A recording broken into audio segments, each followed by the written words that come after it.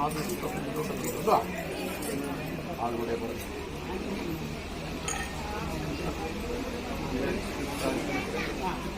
മുരുകൻ ക്ഷേത്രമാണ് കടവര ഭൂമിയിൽ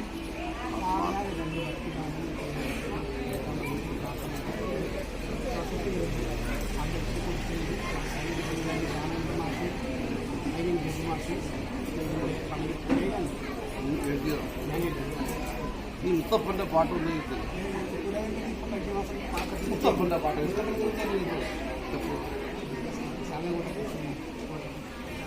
നിന്റെ പ്രവൃത്തിയെല്ലാം കഴിയുമ്പോൾ ഒരു പണി വേണ്ടേ അല്ലേ?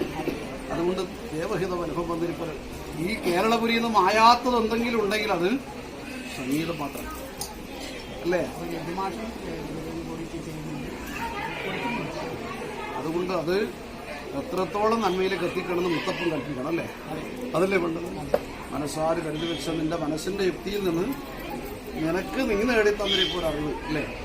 അറിവിന്റെ ഫലത്തിൽ തന്ന വാക്കുകളെ കൊണ്ട് മായ വരികൾ തയ്യാറാക്കിയിട്ടുണ്ട്.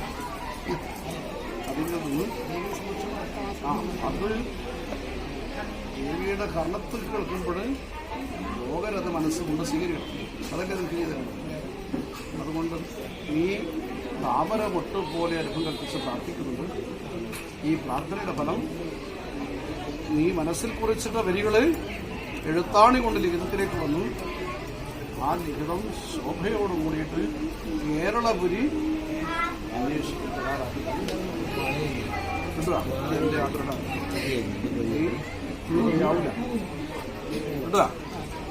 ലക്ഷണം കൂടാതെ പ്രത്യേക ദിവസം ചെയ്യുന്ന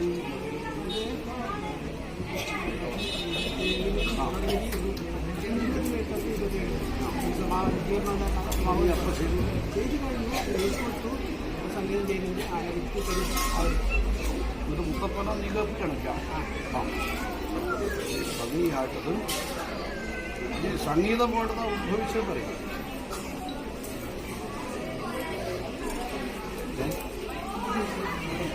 ശിവന്റെ കണ്ണേറ് പാട്ടുന്നുണ്ട് അല്ലേ? ശിവന് പണ്ട് കണ്ണേറ് ദോഷം വന്നിട്ടില്ലേ? സംഗീതം ദക്ഷിണാമുഖിയിലും അതുകൊണ്ട് അതിന്റെ ഒരു ചെറു തളിരെങ്കിലും നിനക്ക് ആവാൻ പറ്റിയിട്ടുണ്ടെങ്കിൽ അത് നല്ല അമ്മയുടെ വയറ്റിൽ പറഞ്ഞു പോകണം കേട്ടോ. ആ ഗുണം മുത്തപ്പൻ പോരെ?